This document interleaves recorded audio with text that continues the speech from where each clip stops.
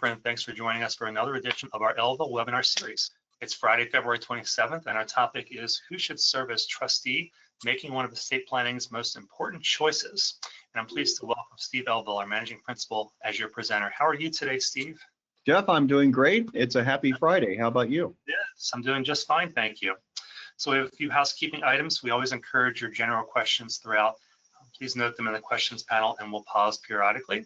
And yesterday by email, you received the presentation slides Steve is going to be referencing.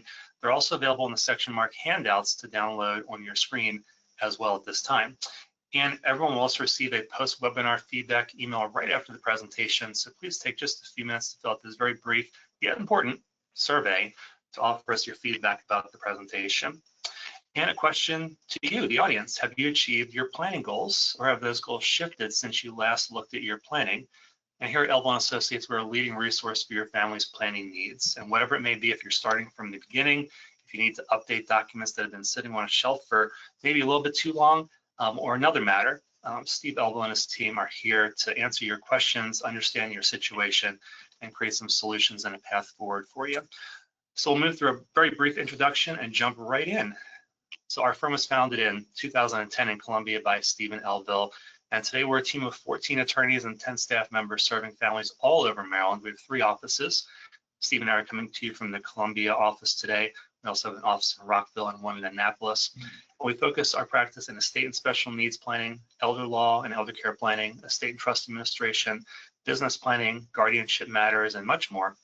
But I think what really distinguishes our firm is not just what we do, it's how we do it. And our mission's been the same since I've been here, going back 13 years, and that's to provide practical solutions to our clients' needs through counseling, education, and superior legal technical knowledge. And education is central to everything that we do here through our planning processes with our clients. And we have programs to suit all individuals and families, also through community workshops and webinars, such as the one you're on right now, and also through our accredited client care program, which we're very proud of as well. But at our core, our work is grounded in 3 principles and ideals: client education, collaboration, and compassion. I'd like to introduce Steve. Just a moment here, if I can switch slides. There we go. So Stephen Elville. Steve is the president, managing principal, and lead attorney of Elville & Associates. And for more than 25 years, Steve's work has been centered in elder law, special needs planning, and estate planning, with some depth in tax planning and asset protection techniques as well. And he's a member of the National Academy of Elder Law Attorneys, the Academy of Special Needs Planners, and national peer groups where he learns from and teaches like-minded attorneys. Steve is also a very seasoned speaker, presenting at many webinars, business workshops, conferences, and much more throughout the year. And in 2026, he was named to the Maryland Super Lawyers list for 11th time, so congratulations there, Steve, and his 10th consecutive year as well. Also, he was featured in the National Super Lawyers magazine about the Elville Center for the Creative Arts, which is our firm's charity he founded in 2014. I am very privileged to be a part of the Elville Center as we continue to help children and music programs in the area, and we continue to grow. We have another board meeting coming up next week, and I'm looking forward to getting back together with the board once again this year to share ideas and making a musical difference in the lives of children each day. If you want to learn more about the Elville Center, I would love to share our story with you. Please reach out to me. I'd be happy to share our story with you. With that, Steve, I will turn it over to you. Thank you so much, Jeff. And I guess I'm taking control of the screen. Yeah, I'm gonna give you and we'll get my presentation up. And I wish everyone a happy morning here on Friday, February 27th. And it's hard to believe that we're almost in March. And it's my privilege, my extreme privilege, to be with you this morning. And Jeff, thank you for that wonderful introduction. But I want to say, as we get our technology here going, that it is really a blessing to me to be able to present to you and share information. And it's also a privilege for me to lead the attorneys and staff of Elville & Associates and to be a part of the community of professionals. And so whoever you are this morning, whether you are a client or a potential client or a family member of one of our clients, a collaborative referral partner with Elville & Associates, such as a financial advisor or a certified public accountant, an insurance professional, whoever you may be, we welcome you. And we're going to be efficient with our time this morning, and we're going to talk about probably one of the most important subjects in estate planning, which is choosing a trustee and who should be a trustee of a trust. And if you're attending this morning and spending your valuable time with us on a Friday morning and probably thinking about the weekend, you must have a specific reason why you're here. You are either thinking about, I'm guessing, someone who will be a successor trustee to your living trust, like revocable trust, a person who will be a trustee for children, grandchildren, nieces or nephews or others, maybe even a spouse upon your passing, whether you have a will-based plan or a trust-based plan, or perhaps you are creating a more advanced trust, such as a irrevocable trust that is for a specific purpose, and you're thinking about who the trustees should be. And perhaps, possibly, you have a loved one with disabilities, and you're thinking about who the trustee should be and trustee selection, or revising or revisiting your trustee selection, which is something I'm going to strongly encourage you to do. And we'll talk about that a little bit. But regardless of why you're here, you are in the right place to start getting some very foundational information about how to think in terms of trustee selection. So let's just take a moment or two, if you don't mind, to get grounded in the presentation here.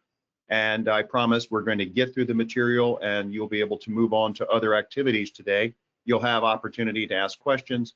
You'll have an opportunity to send us emails afterwards if you have further questions, or to actually meet and talk about trustee selection or implementing estate planning of some kind or revising a current plan. But as we get grounded, what I would say to you is ask yourself, what is it that I'm looking for from this webinar? What is it that if I could get what I needed from this, and when I walk away with this material, what is it that I hope to have let's say, gleaned from this information? So that's the first thing I would ask you to think about. The other thing, which is related, would be what is my goal in thinking about or learning about trustee selection? You know, and kind of think about those things here for 60 seconds or so. Whether you have an old-fashioned pad of paper like I have next to me, or a tablet, I should say, or a computer, whatever your device is.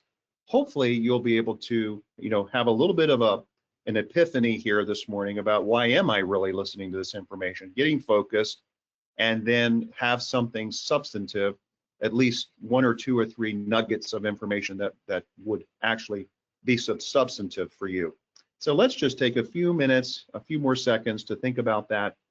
Get grounded, think about your own estate plan, think about your own potential estate plan. And for those of you who need to update your estate planning, let's think about what you would do in terms of revision and update of your estate plan. All right, well, thank you for indulging me with that little preparatory session there. And with that said, we're going to get right into the material. Now, remember, as we're talking here this morning, we are talking about very fundamental, believe it or not, very foundational concepts. And this is high level legal education, I guess, is the best way of saying it, or continuing education in some cases, but a very macro approach to the information. It can't be construed as legal advice because we have not entered into an attorney-client relationship or into a fiduciary relationship of any kind, but it's important to remember that those things are intentional. And of course, we talk about that in other webinars about being intentional, but let's be intentional and let's learn, and that's what this is about. So today, we're going to learn what a trustee is and what their responsibilities are. And as Jeff and I, who have done hundreds of webinars together, we are, I think, well known for being redundant. So we're going to be intentionally redundant about some of this information because we're trying to get this across, because lots of this information is counterintuitive to people. The way the law works, the way that the common law has evolved, a lot of these things are somewhat counterintuitive. So we're going to be somewhat redundant. We're going to talk about the types of trustees there are, their characteristics, advantages, disadvantages. We're going to talk about the perfect trustee, and we are searching for those people, the people who we would think, gosh, these are the perfect trustees. And if nothing else in this workshop, we're going to be setting a benchmark. We're going to set a bar for you to really look at and say, okay, that is what the ideal best kind of selection is, the best practices of a trustee. So at least you have something to work from. We're going to talk about why trustee selection is so important, not just the obvious, but some of the not so obvious reasons. We're going to talk about why succession of trustees is so difficult and why it is so crucial to think about. Not only who's going to serve, but who's going to succeed the people that you may appoint and how that works. We're going to talk about basic roles of trustees and wills versus trusts. And of course, there's different types of trusts. We're going to talk about that just a little bit during the time we have.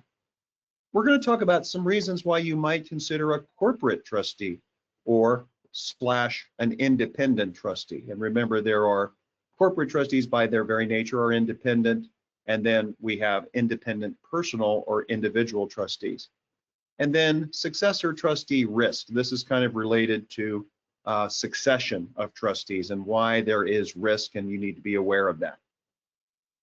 So what is a trustee and what are their responsibilities? Well, the role of the trustee is, very hard to describe, but in some ways it can be boiled down to a set of bullet points. So a trustee is supposed to administer the trust, okay? And this is a very broad term.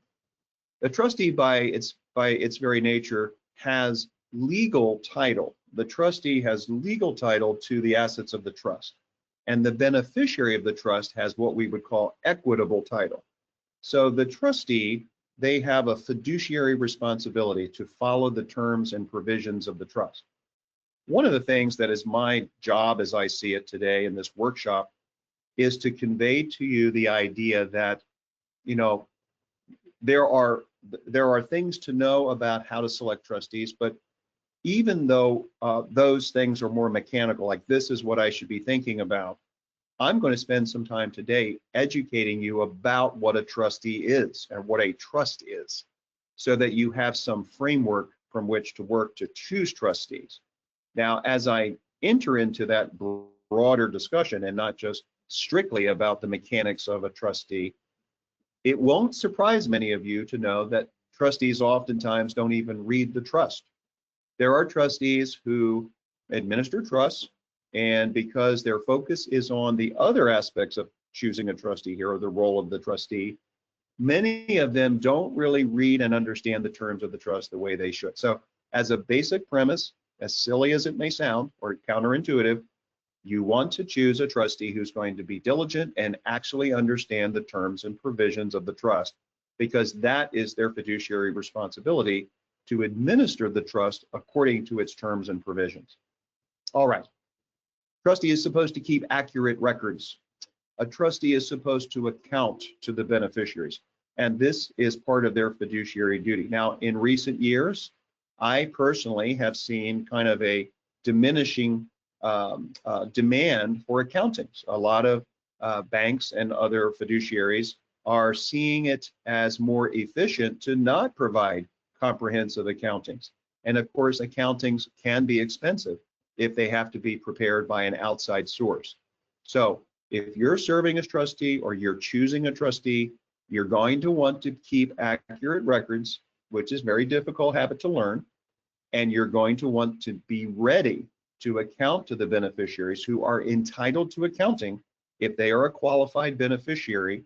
And we won't get into all of that right this second. But if they demand an accounting, you have to provide one. And so you don't want to be caught flat-footed, and you don't want your future trustee to be caught flat-footed.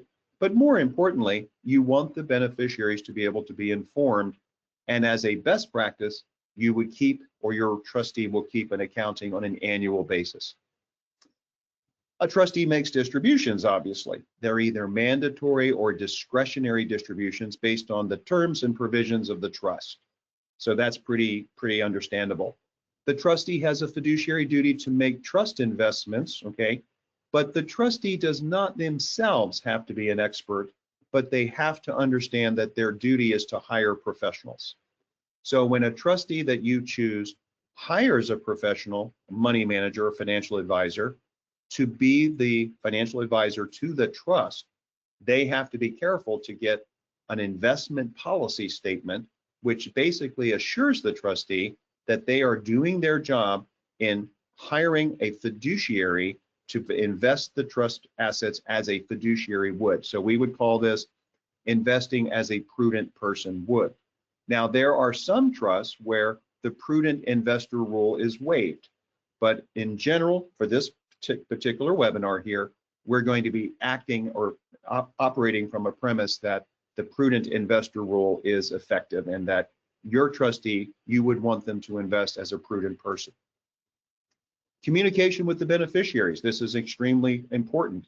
A trustee would be breaching their fiduciary duty if they do not communicate with the beneficiary, or even in the case of a special needs beneficiary, to fail to advocate for the person in a broad sense.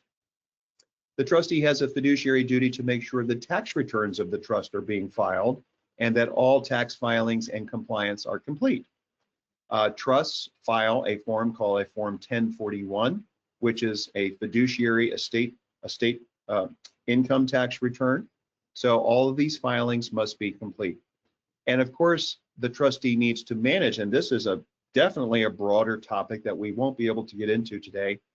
The trustee has to manage assets in consideration of the income taxation of trusts. So that's a subject that's not extremely complicated to learn, but on a layman's level or a fiduciary level. But trusts are taxed at higher tax rates, and the trust assets, as far as trust taxation, have to be managed each year. And there are ways to minimize the taxation of a trust, but the trustee has to have a fundamental idea of how that works. Again, as I get ready to leave this slide, the trustee does not have to be an expert in all these things. The fiduciary responsibility of the trustee is to hire professionals, and they should not be, unless they are a professional themselves in the field of finance or in tax, they should hire professionals, attorneys, CPAs, and so forth, financial advisors, to manage the assets and the terms and conditions of the responsibilities of the trustee. Let's go over some basic definitions and trust basics. So as we've kind of laid the groundwork for what the fiduciary responsibility is in a very broad sense, let's just really get down to earth. What is a trust? Well, let's read the definition here. A trust is a relationship that kind of emanates from an agreement from a grantor, the person who is creating the trust. And this is a term of art that has evolved over the years. This used to be deemed to be a donor of a trust or a trustor of a trust. And now the modern terminology we tend to use is the grantor. So we have a grantor that creates the trust, and we have a trustee that operates the trust for the benefit of the beneficiary based on what? The prescribed terms and provisions of the trust agreement. And so with the idea of being intentionally redundant, a grantor, again, is the person who establishes the trust. The trustee is a person or a corporation, let's say an independent trustee, who actually accepts the property in trust. And remember, as I said earlier, this is a person who has legal title, but the beneficiary, of course, has equitable title. And these are two separate things. And the trustee has accepted that property and manages that property for the benefit of that person. And of course, we have different types of trust. We have general needs trusts or trusts for specific purposes. We have special needs trusts. So whatever the terms and provisions are. And obviously the beneficiary is the person for whom the trust is intended to benefit. And the who, what, why, and how, all of that about how the trust property is to be used, it should be prescribed in the trust agreement. Now, sometimes a more advanced approach to estate planning will be that there'll be a well-drafted trust, but there will also be a letter of wishes or a memorandum of intent attached to the trust. So these memorandums or letters of wishes are informal instructions, not formal, but they're meant as guidance to the trustee. So one of the things to think about in your own planning is whether you wish to provide further instructions through letters of wishes and memorandums of intent, or whether you will be able to kind of live with the idea that you don't provide those additional informal instructions. But whoever your trustee is, needs to be cognizant of those things. And a revocable trust, and this is one of the foundational documents in estate planning, a revocable trust is a trust that can be amended. It can be modified, and the grantor of the trust can do this at any time. And the taxation of this revocable trust is really simple. The grantor of the trust pays the tax. So some of you on this webinar, you have revocable trusts already, and you are aware that your revocable trust is identified by your Social Security number. So during your lifetime, or if you're married, during your spouse's lifetime, Uncle Sam actually ignores that revocable trust and looks straight to you. And why is that? Because the revocable trust is the foundational or simplest form of what is called a grantor trust. And a grantor trust, as we're going to learn here in just a second, a grantor trust is a trust where the grantor pays the tax. So this can be a little bit mind-boggling and confusing because we tend to make things more complicated than they really are. But remember, a revocable trust, just like it says here, is nothing more than an extension of the grantor. A revocable trust is nothing more than a substitute for a will. A revocable trust is, if you want to think about it very simply, is nothing more than a fancy will that avoids probate if it is done correctly. Now let's look at this second bullet point here, which is an irrevocable trust. Now, irrevocable trusts come in different forms, different shapes and sizes. If I were to pass away and left my child or children a trust, that trust at my death would be irrevocable. If I created an irrevocable life insurance trust or an irrevocable charitable trust, or I left another irrevocable trust, a gifting trust, and on we could go. Those trusts are considered irrevocable and they cannot be amended or revoked. However, you need to be aware, and your trustee needs to be a person of sufficient capacity to be aware that even though we live in a world of irrevocable trusts, millions of them, the law has evolved greatly over the years, over the last 10 years. So now an irrevocable trust is not necessarily a trust that cannot be changed. An irrevocable trust is a trust that maybe can be changed through certain techniques. Trust protector amendments, this is just background for you, non-judicial settlement agreement amendments, or a complete decanting of the trust. So basically, an irrevocable trust is a trust with a special purpose, is the best way I like to teach people to think about it. And an irrevocable trust is going to be a trust that maybe could be modified through the modern techniques that are available. And an irrevocable trust could be a grantor trust where the grantor pays the tax, or it could be a non-grantor trust. So we're getting into the weeds here a little bit, so just try to look past that and understand that this is still very foundational information about trusts. Hopefully, this is a help to you as you think in terms of, all right, if I understand the foundational concepts, now I have good information to be able to, or better information to be able to choose trustees.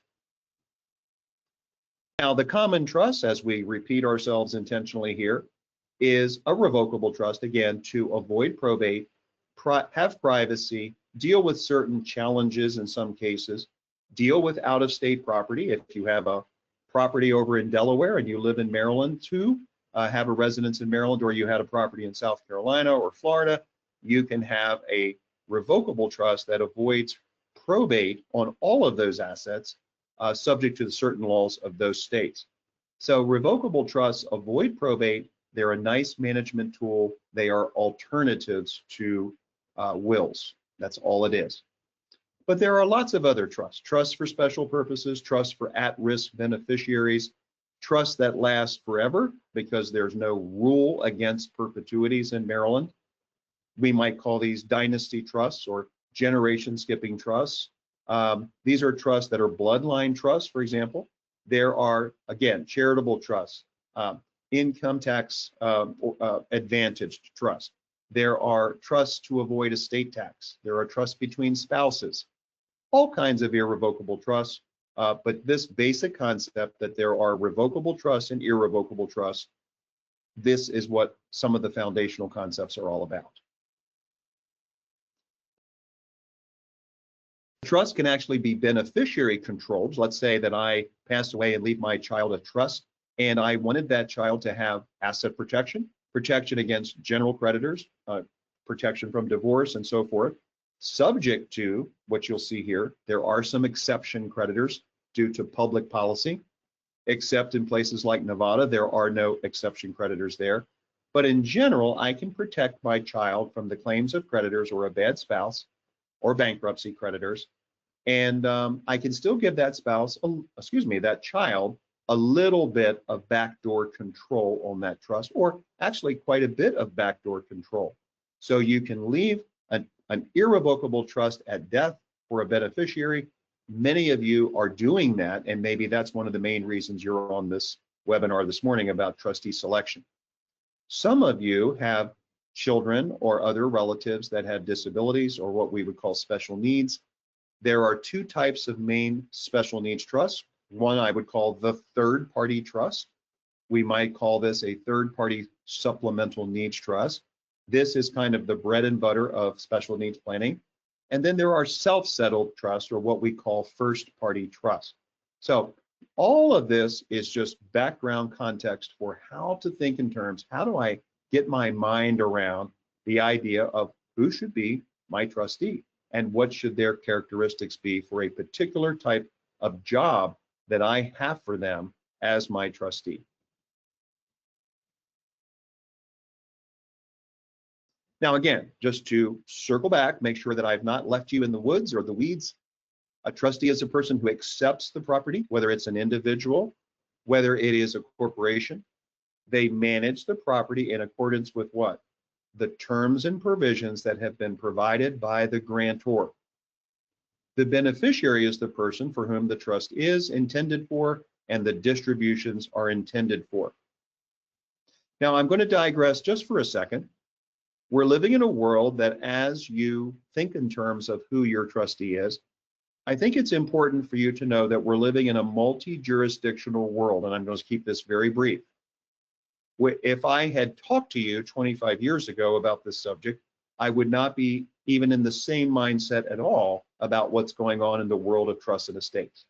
So I want you to know that as you think in terms of who your trustee is going to be, your trustee could live in this state, and your beneficiary is in this state, and your financial advisory firm is in this state, and the special fiduciaries, like a trust protector, could live in another state. I want you to be aware that this is the kind of world we're living in. So no matter what you do as far as implementation of selections of trustees and future selections of trustees, you need to be aware that there's a great need for flexibility, and there's a great need for your trustee to hire professionals when needed to be properly advised about how to administer trusts over a period of time, because the world of trusts and estates continues to evolve as we speak today, just as we're sitting here. And hopefully that's helpful. Very briefly, again, I want to just give you a framework. There are grantor trusts and non-grantor trusts. So we talked about this earlier, that a revocable trust is the simplest form of a grantor trust. And there are many, many complex trusts, and you can imagine just sitting there in your own office or your home, wherever you are right now, you could just imagine how many different types of trusts there are. And this leads to a great deal of confusion about how are trusts taxed? How could I ever get my mind around this? Well, let me try to simplify it for you. And it's an oversimplification, but not really. Lawyers get this mixed up. Clients get this mixed up. Advisors many times get this mixed up. But it's very simple. A grantor trust is a trust where the grantor pays the tax. It doesn't matter if it's a simple revocable trust or a very advanced irrevocable trust that happens to be a grantor trust. If it's a grantor trust, the grantor pays the income tax. If it's a non-grantor trust, then that means it's a trust where the trust itself is responsible for the tax. So for example, if I pass away and leave a trust for my child, and that's an irrevocable trust at my death, that trust is a non-grantor trust. It has to pay its own tax. It has a tax ID number, and it files a tax return every year called a 1041. So these are foundational concepts. If it doesn't make any sense, you're not alone. It is a very counterintuitive thing.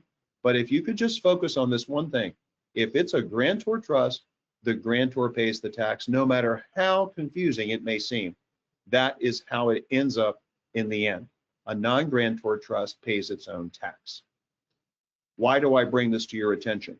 Your trustee has to have at least a foundational or fundamental knowledge of what they are doing when it comes to tax filings, even though they're going to hire CPAs for the tax preparation.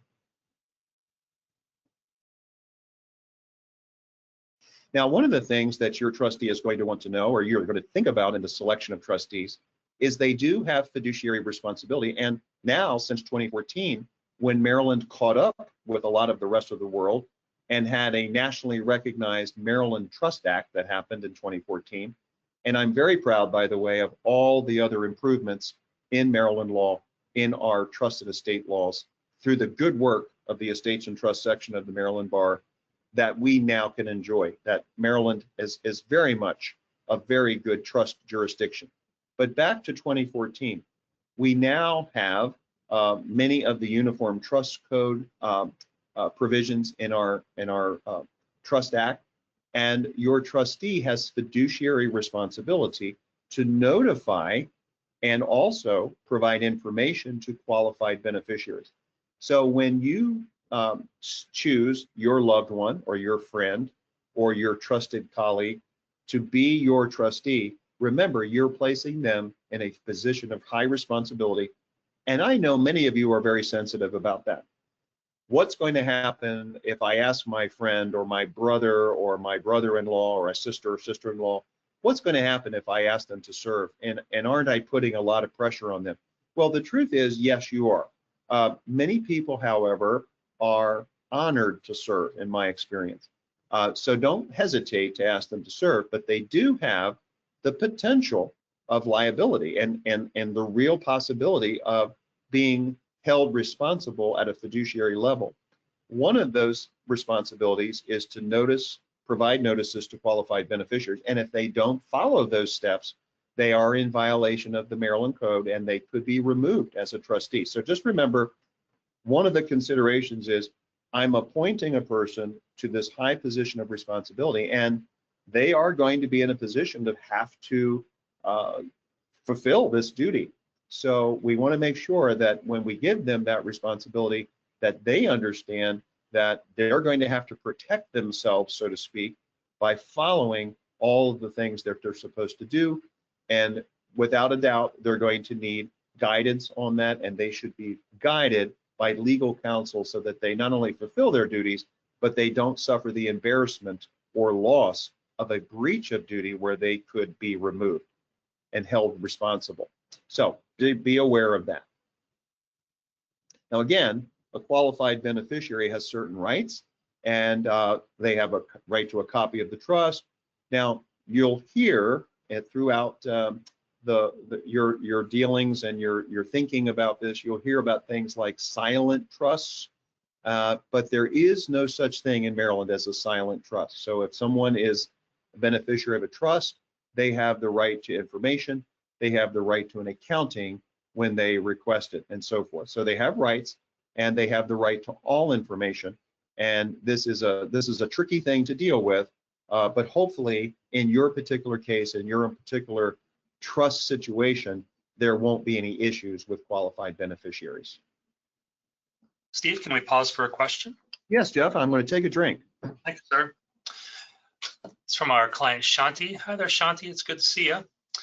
Question is, I had named one of my 3 sons whom I thought was best suited to be my trustee, but I am finding out that he has a strained relationship with siblings and can become overwhelmed. Should I appoint a law firm? Well, thank you for that, and hi, Shanti.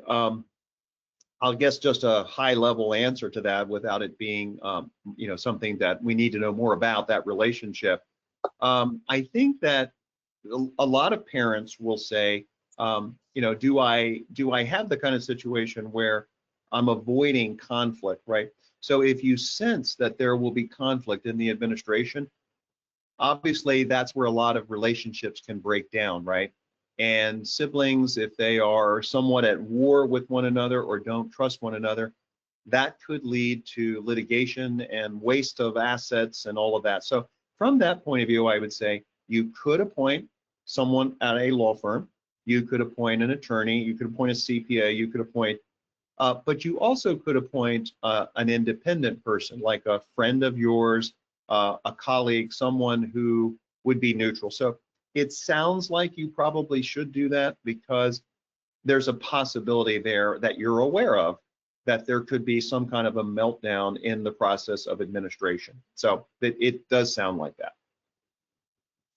Okay, and one more that just came in here. Hi, Marcia. Question is, can a trustee also be a beneficiary of the trust? Thank you very much for that wonderful question.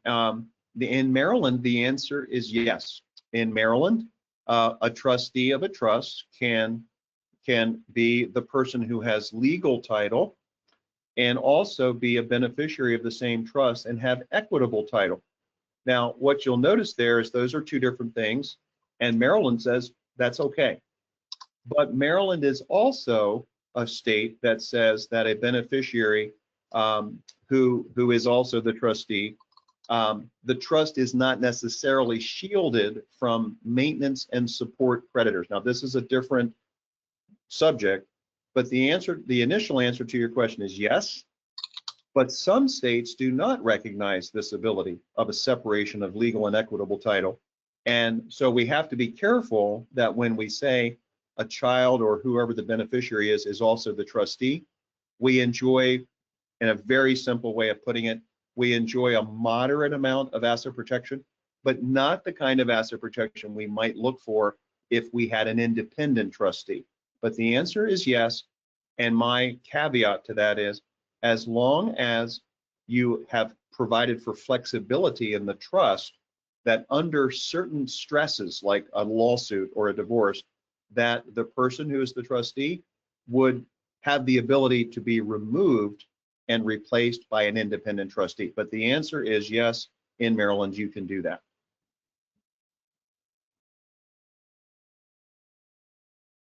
Steve, thank you. Thank you, Jeff. And thank you for those wonderful questions. It makes our presentation more enjoyable and for everybody more informative. All right, now we're going to move to the issue of financial advisors in dealing with trusts. And this is just going to be very brief. We may have financial advisor colleagues or friends on this webinar. So hello to all of you. But when a trustee that you appoint is handling the assets, obviously, I mentioned that they were going to engage a financial advisory firm. But now they're going to need to title the assets properly in the name of a trust. At the death of someone, the assets that are non-retirement assets generally get a step up in cost basis. So we want to make sure those assets are journaled up at the bottom point here to get a stepped up basis if that's appropriate. We want to make sure that our financial advisors are helping us with death claims on IRAs, which many of them are very helpful to do that. But just going backwards now to the general administration of a trust account with a financial advisor, you're going to have an investment or investment accounts. You can also have separate bank accounts, but you can also have a checkbook right there at the broker dealer to have a money market account to help pay bills out of a trust.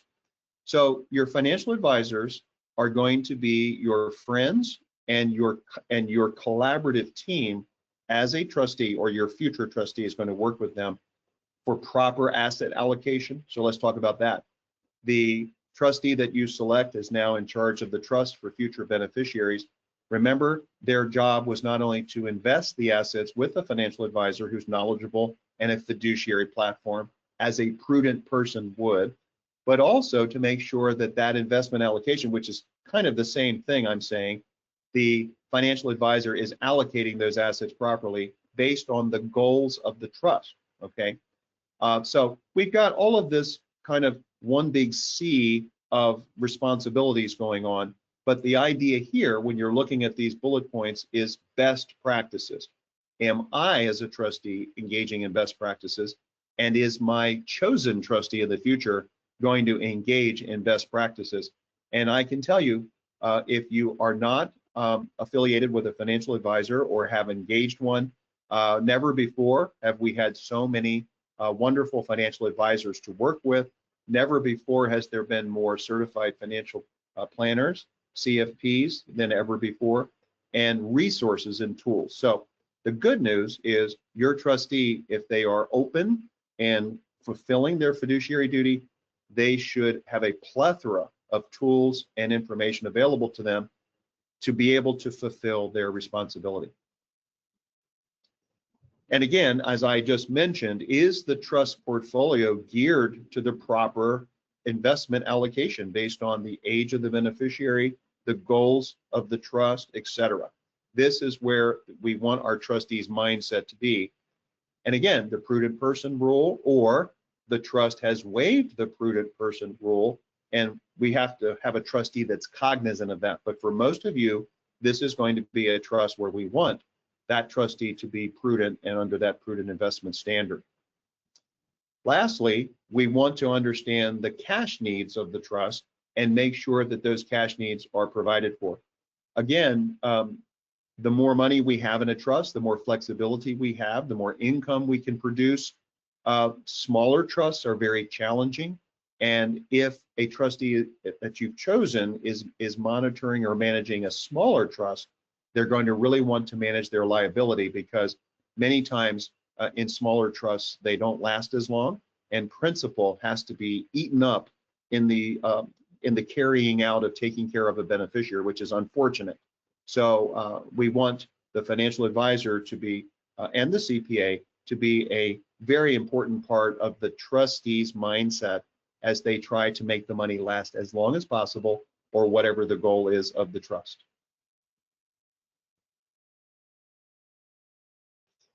Now, I mentioned having a perfect trustee, and Jeff was looking for some pictures, I think. Jeff, weren't you? You were looking for some photos of like perfect trustees, but you couldn't find any, right? I could not. I'm not sure the perfect person exists here on earth, Steve. Well, I'm disappointed to hear that, Jeff, but I'm hopeful though, see, as we look at these concentric circles, we see kind of what the best practices are. So even though we may not be able to find a perfect person, we certainly want to kind of compare these duties to what the ideal would be. So we want a person, if we start in the left-hand bottom corner, we want a person who is responsible, accountable, keeps accurate records, keeps the beneficiaries informed, okay, and complies with statutory duties. We talked about the qualified beneficiary duties and others. We want them to have a fundamental understanding of the financial aspects, their responsibility to take and make proper investments, taxes. But even if they don't understand that, they don't have to be an expert. They simply have to hire professionals. Now they have fulfilled largely their fiduciary duty. In some cases, we have aging or disabled persons or people with special considerations of all kinds. So the trustee could be construed to have a duty of advocacy, and especially in special needs planning, to understand public benefits or the fundamentals and to promote the independence and well-being of the beneficiary. So basically, the trustee cannot hide from these duties, and we want someone who's going to be amenable to these kinds of duties. Now, different trusts have different amounts, different sophistication, different goals. So we just want to keep all of that in mind in the selection process. Now, Jeff, it's 10:44. I think we're on time. I'm just going to keep going ahead here till the finish. And we're going to talk about why this is so important now. Well, it's important for all the reasons I just mentioned, obviously. It's important to you based on your goals. It's important to you based on why you came here today. But in a very broad sense, why is it important? Well, trust can last forever, okay? So think about this. Most states have abolished the rule, the old common law rule that said trust could only last a certain amount of time. Well, Maryland said that's gone. I think it was around 2000 or the year 2001. When you leave assets in a trust, it literally could last forever. It could last 100 years, 200 years, 300 or more years. So why is trustee selection important? Because not only the initial trustees, but the successor trustees, and as I mentioned in the second bullet point here before, trusts are portable. Trusts can be moved from this state to this state. The state law can change. The situs or the location can change. States are in competition for trusts. I have on my desk the latest list of trust jurisdictions, from Nevada to South Dakota to Alaska to Delaware to Tennessee even is a modern trust state. New Hampshire, Wyoming. These are states that are vying for competition, in competition with one another for trust business. And you actually can select the state that you would like your trust administration to actually be in for various reasons. So just be aware that this is all happening right before our eyes. Beneficiaries can live anywhere. They can live here today, live tomorrow in a different domicile. And we know today many people are living overseas in increasing numbers. Trustees have options. Your trustee that you chose, and this might be quite shocking for some of you, but it was quite shocking to me as a young lawyer to see that even when you choose an individual or a corporate trustee, let's say a bank, they can refuse to serve when push comes to shove. So you have to build flexibility, as I say here at the bottom. You have to build flexibility into your planning to account for the fact of not only changing circumstances, a fast-paced world, but also to have the unexpected happen. You relied on this particular bank or this institution, and when push came to shove, they said no, they refused to serve for various reasons. They won't serve if it's a special needs trust, or they won't serve because there's 3 or 4 pieces of real estate or more in a trust portfolio and they don't like dealing with real estate. You have to give yourself flexibility. Decanting. Decanting is, Maryland has a decanting statute now, finally, which I'm very happy with. And it's about 2.5 years old. Decanting is the process of actually amending a trust in very substantial ways, or actually creating a brand new trust from the old trust. So in other words, transferring the assets into a brand new trust. So we are living in a new world, and trustee selection, not only to have competent trustees, but knowledgeable and capable trustees, I think is very, very important. And even if a person is of average competency in the legal world or tax world, remember, they can get professional advice. So the trustee selection process for you might be very easy. You already have a mental checklist, your spouse, your child, your siblings, other relatives. I am amazed at oftentimes how there might be a brother-in-law or a sister-in-law in the family that is extremely trusted by both spouses. And so you may have people in your life like this. You may have a brokerage relationship with your broker-dealer and they have a trust company. You may need to explore all the other trustee options that there are out there for corporate trustees. And we could try to advise you about that if you're interested. And as I mentioned more than once throughout this presentation, there are interested trustees, meaning relatives that are close to the beneficiary, and there are independent trustees, and there are pros and cons of each. This needs to be done carefully and thoughtfully. And a lot of these considerations are done in a process, like the educational process of sitting with your lawyer, having this back and forth, having mutual epiphanies about what's the best thing to do, looking at the situation through the eyes of counseling, okay? And I promise you that if you haven't done this, if you do engage in this kind of back and forth discussion in an environment that's conducive for that, I promise you, you will be able to come to some conclusions about who the best trustees are now and in the future. The conflicts between particular trustees, as Shante mentioned earlier, this kind of thing is very real, and we want to avoid those conflicts, not only for trustee selection in the future, but for yourself in your own financial power of attorney, your own advanced medical directive, in the choices of your agents, so that there is not a legal or emotional meltdown if you are incapacitated, or then, of course, if you died and you have a trust. We don't want those meltdowns to occur. Or if they are going to occur, we want to try to avoid them at the outset. There's advantages and disadvantages in all of this discussion process, and it's available to you. We are here to help you counsel through these issues, obviously. Trust protectors. Trust protectors have been honored in Maryland law or recognized since 2014. Maryland calls this role the trust advisor. Most asset protection states like Delaware and others call it the trust protector.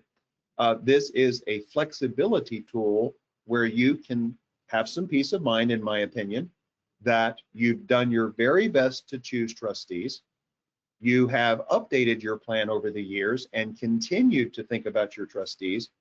But after your passing, your trust protector would have the ability to amend the trust, or to change trustees, or to get rid of a bad trustee, to provide the possibility of the beneficiary getting an accounting if the trustee did not provide it, and other powers that you might give the special fiduciary called a trust protector. If you're not familiar with the trust protector, we're here to educate you about that, and happy to explain this to you. Trust protectors are not required, but in my opinion, in 2026, if you don't have a trust protector in your document, you're not taking advantage of one of the very basic flexibility tools that is available to you today.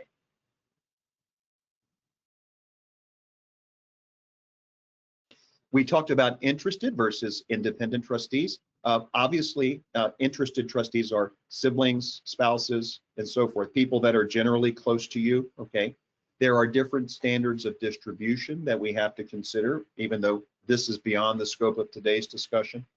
Different viewpoints, different levels of professionalism, different levels of objectivity, obviously, and different services. For example, if you hire an independent trustee, that trustee is generally going to provide as part of their fee, or maybe not. We have to look at the terms of the relationship, tax filings and other investment portfolio advantages versus independent trustees who are not corporations.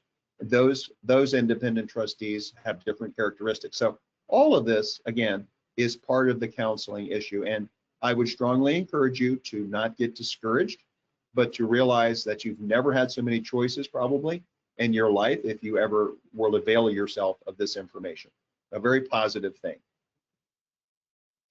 I just mentioned the trust protector, and so now I'll make true to my reputation of being redundant. This is a special fiduciary since 2014. It's a basic power of amendment. The trust protector basically has the fundamental power to remove and replace trustees, to direct the trustee if you say that, to mediate disputes if you say that, to compel accountings if you say that, or many more strong powers, or just fundamental powers, the power to amend and the power to remove and replace. But this is something I'm going to encourage most people to consider, even though there are various viewpoints on this, and it is the basic flexibility, in my opinion, that you can provide in a trust. If you've selected the wrong trustee, by the way, and you have a trustee that, a trust that has a trust protector, you could be assured that the trust protector would have the power to remove and replace that trustee.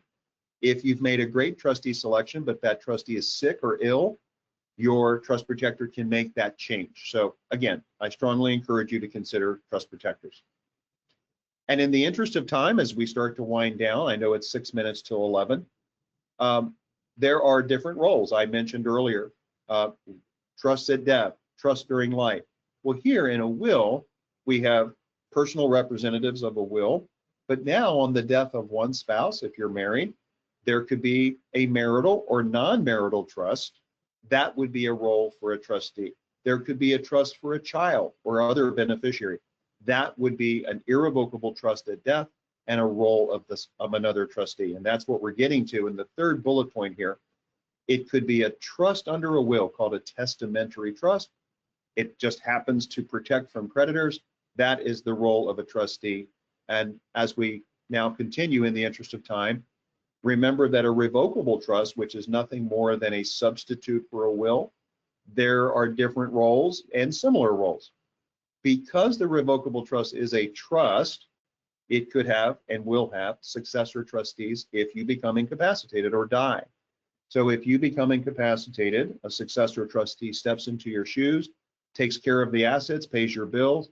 But if you die, that trustee is going to administer the revocable trust, and then it gets distributed to the beneficiary. So once that distribution happens, we have the same exact situation as we have with wills. There can be marital trust or non-marital trust. Those would be roles for trustees. There could be further trusts for beneficiaries or long-term further trust for beneficiaries, like those dynasty trusts and so forth. And you'll see here in the fourth bullet point, there could be someone, as one of the persons who asked a question said, Marcia, that said there's a person who could be a trustee of their own trust, and it's still, they are still the beneficiary and the trustee. That's an irrevocable spendthrift trust that is created at death. We talked briefly about corporate trustees. They generally have experience, asset management capabilities. They're regulated by state and federal government. They are generally very reliable, even though you have to have both eyes open. They have objectivity in their experience. They are perhaps a good referral source for you for other resources. Many of them have been around a long time, although in the world that we're living in today, you have to build in what? Flexibility for changes. And for some people, this can really provide peace of mind, while others feel that a corporate trustee is not the direction that they would like to go. So just remember, they have to file a fee schedule, and they have, you would have to know all of these pieces of information up front. As far as successor trustee risk, which I promised to talk about, this has to do with obvious things, I guess. The age and experience of your trustees over time, health and deterioration of health over time. What is other risk? Well, most trusts don't require bonds. You can actually require a bond. Bonds are very expensive, so most people say, no, I'm not requiring a bond for my trustee to serve to protect the trust should the trustee act in ways that are fraudulent or malfeasance. There could be divorces, creditors of the trustee, bankruptcy of the trustee, other unforeseen situations. So these are risks, other reasons why you should build in flexibility. The trustee over time could become disconnected with the needs of the beneficiary. Not saying that's going to happen, but it could happen. The beneficiary themselves could be so demanding that the trust is very difficult to administer. So the trustee could actually refuse to serve and resign. And this gets to the trustee's willingness, fortitude, perseverance, your confidence in them that they're going to carry out your wishes. Trustees are entitled to compensation. And generally speaking, under the law now, it's reasonable compensation, but there are different types of compensation ideas. We want to make sure that a trustee is not, taking too much compensation that is beyond reasonable, right? These are reasons that there are risks involved. And I'm going to close in a few seconds here with just some comments about how to mitigate risk overall for your own peace of mind. Now, Elville & Associates, we have a trust division called our Waypoint Fiduciary Services. We are here if you need a trustee, but we're also here to advise you as the trustee or to advise your chosen person, which is the whole purpose of this webinar, is to help you try to figure out who your trustees are going to be. So just remember that any competent lawyer in estates and trust, or obviously we are here to help you, Elville & Associates is here to advise trustees and to help them fulfill their fiduciary responsibilities. But we do want you to know that we do serve as trustee. We do have our own LLC for our Waypoint Fiduciary Services. We use select financial advisory firms to invest funds, and we act as a fiduciary. We also act as trust protector. So Jeff, as I start to wind up here, the path forward for people prior to my final comments is really just to understand that there's nothing to be concerned about to discuss these issues. If you discuss these issues with us, there is an attorney-client privilege that attaches to all of those discussions among all of our attorneys and staff, and there's nothing to fear, even if you do not engage our services further. So there's nothing to fear. Bring your questions, bring your documents. If you don't have what we call an advisory team, we strongly encourage you to have one. CPA, financial advisor, life insurance professional, aging life care manager, whatever it is that you need to form, we are here to help you with it. We're here to help you think. We're here to help you plan and achieve your goals. My last comment would be this, Jeff, before I turn it over to you. Remember that when you are choosing your trustees, when you're designing your trusts, when you are thinking about trustees of succession, you're very, very concerned, and rightly so in the world we're living in today, about your planning. You're going to feel a lot of pressure about that. My advice to you is to release yourself, if this makes any sense, release yourself from that pressure, because you are going to do perfectly. You are going to choose, you're going to be educated, you're going to avail yourself of knowledge and guidance, and you're going to make the best choices you can make today. And that's all that you can do. Now, in the future, what can you do? You can commit to maintenance and updating your estate plan. And when you do that, you're going to release yourself from the pressure of being perfect. You're going to release yourself from the pressure of making a mistake, and you're going to give your planning the greatest possibility of success over time. So as I end, make your trustee selections and other selections the best you can. Maintain and update your planning throughout the rest of your life, and you probably will have several other times to be able to do that. Continue to consider, continue to educate yourself, continue to maintain your plan. Build in flexibility. And when you do all those things, you've done everything you can possibly do, and that gives your planning the highest chance of success. Jeff, I'm going to turn it back to you, and I wish everyone a wonderful Friday and happy weekend ahead. Steve, thank you so much. Really great presentation. I always enjoyed this one. We offer on a quarterly basis. Continue to learn new things every time. We do have some questions. Let's jump right into those so we can end here in a few minutes. Lots of good questions here, Steve. First one is, for a special needs trust, how can I find qualified independent persons or corporations or lawyers to serve as a trustee if there are no family or friends available?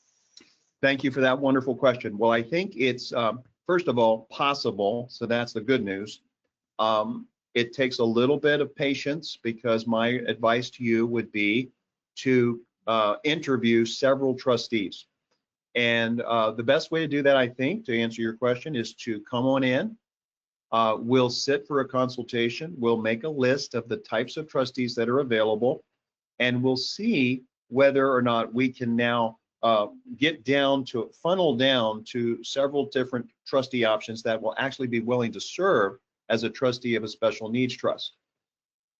These could include out-of-state trustees, because we now see a proliferation of small trust companies or entities that actually will serve as trustees of special needs trusts in various, even though they're not necessarily Maryland trust companies.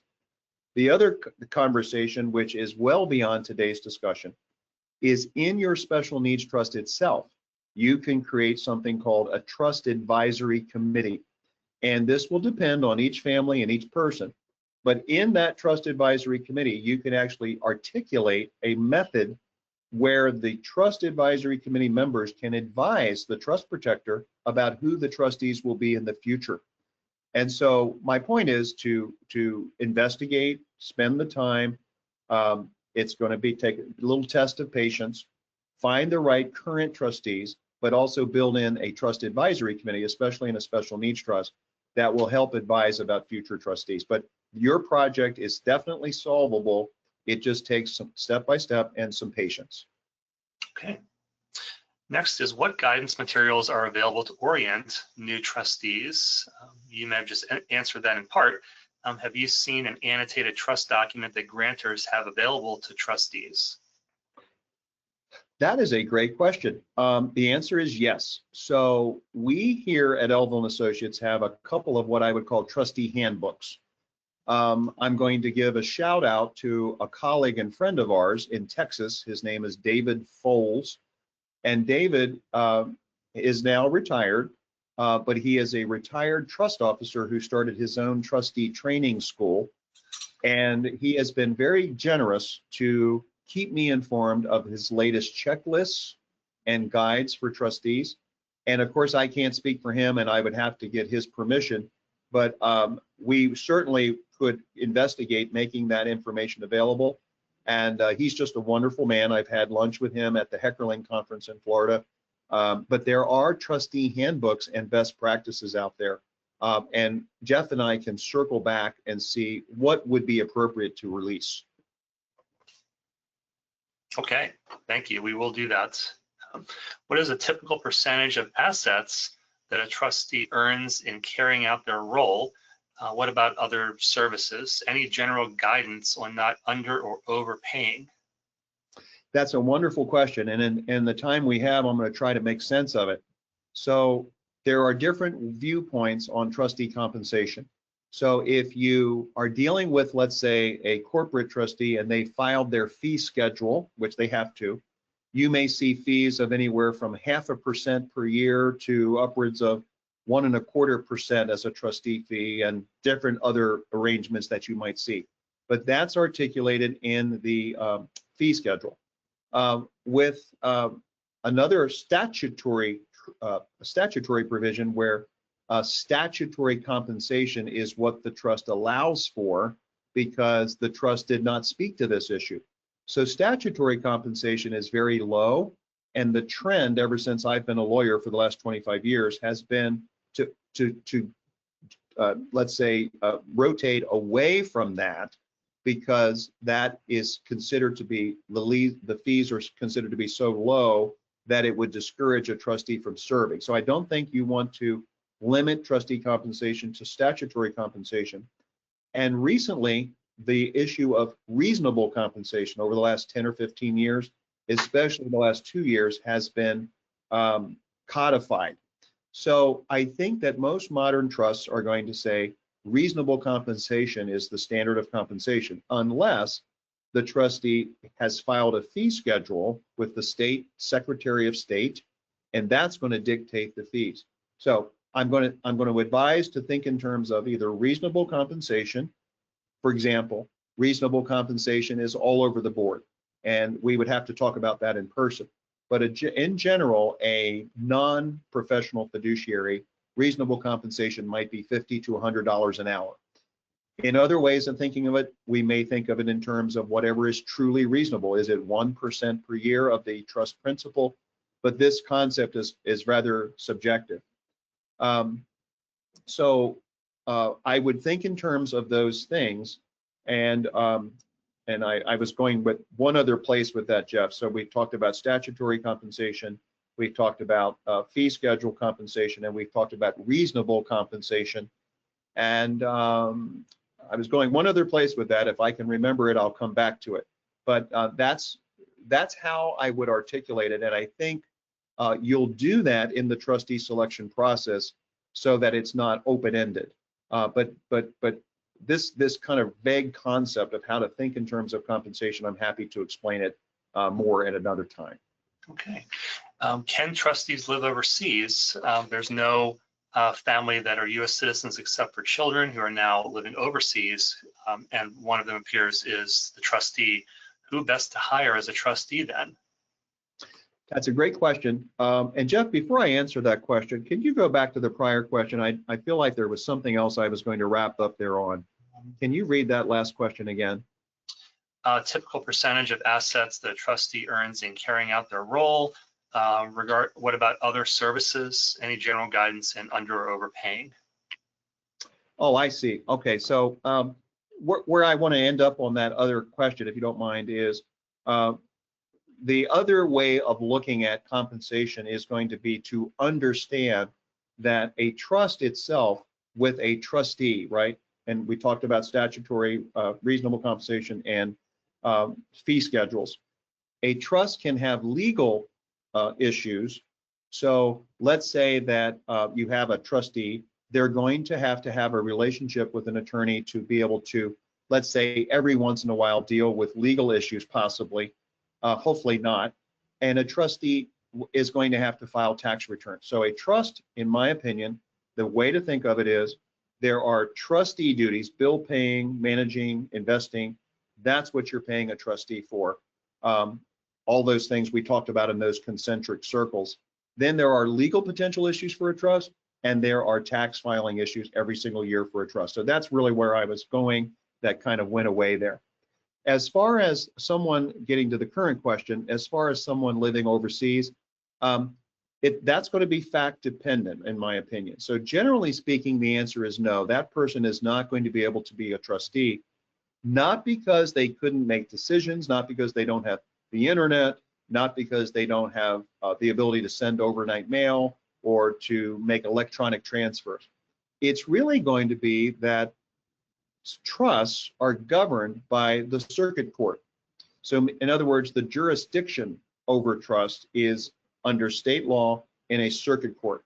The problem we have when we have someone living overseas, and let's say they're a US citizen, but they're living over there and they're not coming back anytime soon. Well, the question really is, does a court have jurisdiction over that trustee? And I'm not saying the trust is ever going to have legal issues or it's ever going to end up in court, but really the thing we're trying to avoid, to make a very long story short, we're trying to avoid any trust ever being considered to be a foreign trust. That triggers a lot of onerous taxation and so forth and reporting requirements. So I think that issue of the foreign trustee is really a fact-specific thing. How long are they over there? Do they come back and forth? Do they still have a domicile in Maryland or another state, an address here in the country? Who is the brokerage account with? Is it with, let's say, a large brokerage firm that's worldwide? Where are the assets? So I think it's a little bit of a multi-pronged answer or question to then answer. Generally speaking, I would shy away from that, but it is potentially possible, I think, depending on the extent of the foreign involvement. And I hear from your question this pretty extensive because the person is actually living overseas. And so I think it's going to be something where you're going to want to look to something in the US as a trustee. Maybe this person is a trust protector instead of a trustee, but these are just ideas. Okay, let's keep going. Got a few more here. I want to make sure we end on time. 2 questions on trust protectors. The need for a successor trust protector, is that a thing? Also potential for changing or removal of trust protector if needed. Yes, that's a great question. So I think that a lot of people are very pro trust protector, right? That makes sense to me. Some people see the need for a trust protector but are skeptical. And I think that they have a right to be in the world that we're living in today. But remember, a trust protector has to serve in a fiduciary capacity. They can't act arbitrarily, but I do agree with you. They are given a lot of power. So you may want to include a trust protector removal fiduciary, someone who has the power to remove a trust protector. So that's no problem. And then in the world of succession, you're going to want to think in terms of, this is my trust protector, this is the potentially second trust protector. If you don't have those kinds of selections, you could say, for example, a firm like Elville & Associates, its management committee, the management committee of the firm will appoint a trust protector if one is needed. So you can have your trust protector and you can have the successor trust protector regime in the trust. Now, let's go back to the types of trust protector arrangements very quickly. You can have a passive trust protector provision that says, I want a trust protector, I can see the need for a trust protector, but I don't want to appoint one right now. I just want to make sure that if a trust protector was needed in the future, one could be appointed. So in essence, you are inserting a person who has the power to appoint a trust protector, but they are not actually the trust protector themselves.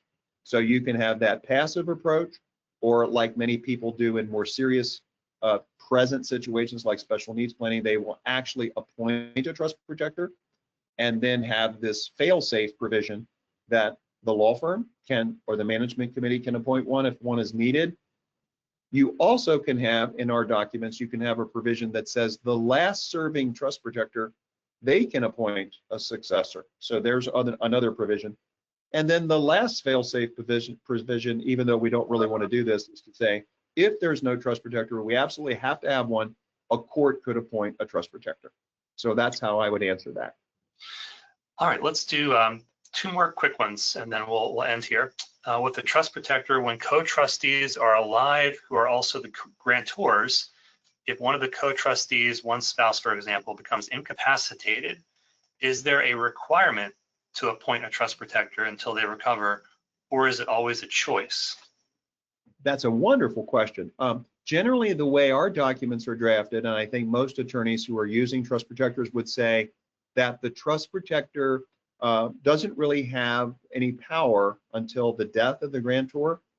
But we could look specifically at our incapacity provisions and decide whether a trust protector would have power over the grantors, okay, if one of the grantors was incapacitated. So that's a wonderful question that I think would come down to a design and whether 2 spouses, let's say, would agree that upon the incapacity of one of them, that they actually could be removed by a trust protector.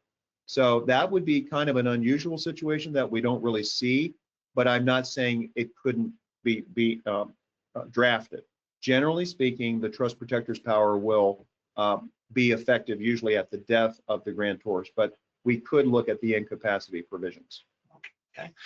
And last one, lots of great questions here. Thank you. I'd say so. Thank you. Yeah. When is a trust protector named? I understand they're available as needed and paid when needed. Who can activate calling in of the trust protector, i.e. trustee or beneficiary? So that is a great question. In my opinion, and there may be other opinions about this, the trustee, let's say, is established and the beneficiary is established and the grantors are no longer living. So now let's say you have a trust protector and they serve at in a passive role, really, because they have no duty to monitor, even in large asset protection trusts like in Delaware, Alaska, South Dakota, the trust protector generally has no duty to monitor. So it's a good question. It's like, when does the trust protector kick into duty, right? Well, it's generally when they are notified, and it would usually be a trustee or a beneficiary that has notified them that there is an issue, okay? So now the trust protector is aware that there's a problem. You know, there's a trustee who's not doing their job, or they have breached their duty, or they are not providing information, or they are misallocating the trust assets. Now the trust protector has a duty to act, right? So it's generally going to be the beneficiary or a trustee. But the truth of the matter is, the law with trust protectors is still, you know, pretty much new after about 15 or 20 years about. And there's only a couple of treatises out about trust protectors. My opinion would be, when the trust protector is notified by any credible source, now that person has a duty to investigate and a duty to act.